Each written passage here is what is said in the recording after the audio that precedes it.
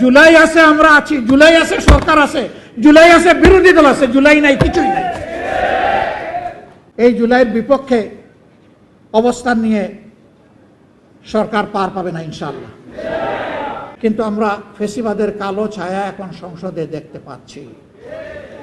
আগে ওই সংসদে দাঁড়িয়েই আজকে যারা সরকারি দলের গ্যালারিতে বসেছেন তাদেরকে তুচ্ছ তাচ্ছিল্য করে যেভাবে কথা বলা হতো, আজকে দুই একজন আমাদেরকে লক্ষ্য করে সেই রকম কথা বলা শুরু করেছেন।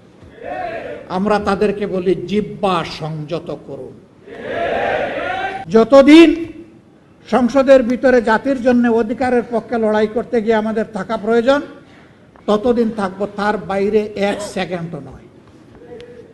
আমরা সংসদে দাঁড়িয়ে বলেছি, আজকে সংসদ নেতা বিরোধী দলীয় নেতা, সংসদের চিফ হুইপ, বিরোধী দলীয় চিফ হুইপ, সমস্ত মন্ত্রীবর্গ, সংসদ সদস্যবৃন্দ, আজকে জুলাইয়ের প্রোডাক্ট আমরা। জুলাই নাই, আমরাও নাই।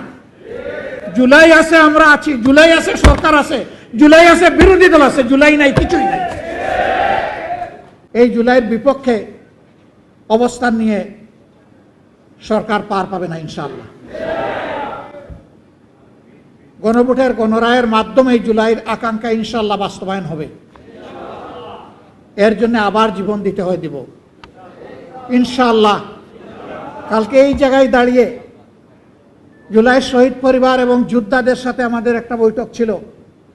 সেখানে আমার প্রিয় সহকর্মী সংসদে বিরোধী দলীয় চিফ হুইপ বলেছে, আগামীর আন্দোলনের সাথে নয়, সামনে থাকবো আমরা ইনশাআল্লাহ।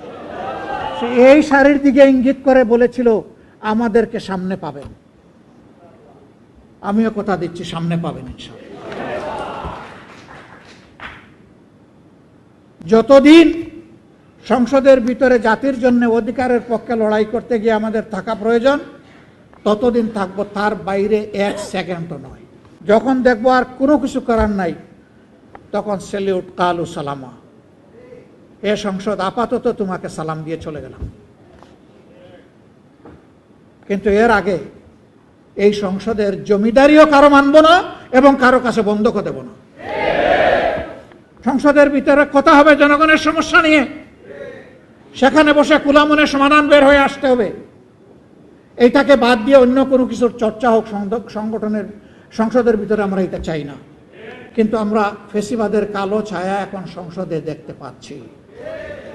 আগে ওই সংসদে দাঁড়িয়েই আজকে যারা সরকারি দলের গ্যালারিতে বসেছেন তাদেরকে তুচ্ছ তাচ্ছিল্য করে যেভাবে কথা বলা হতো, আজকে দুই একজন আমাদেরকে লক্ষ্য করে সেই রকম কথা বলা শুরু করেছেন।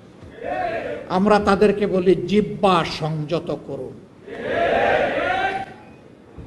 এই মনোভাব এবং আচরণ দেখাবেন না।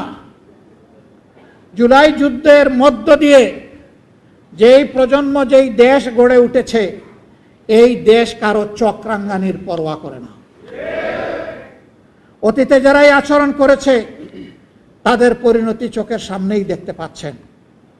মনে রাখবেন, অপকর্ম করলে আগেরটার চাইতে পরের পরিণতি আরো ভয়ঙ্কর হয়।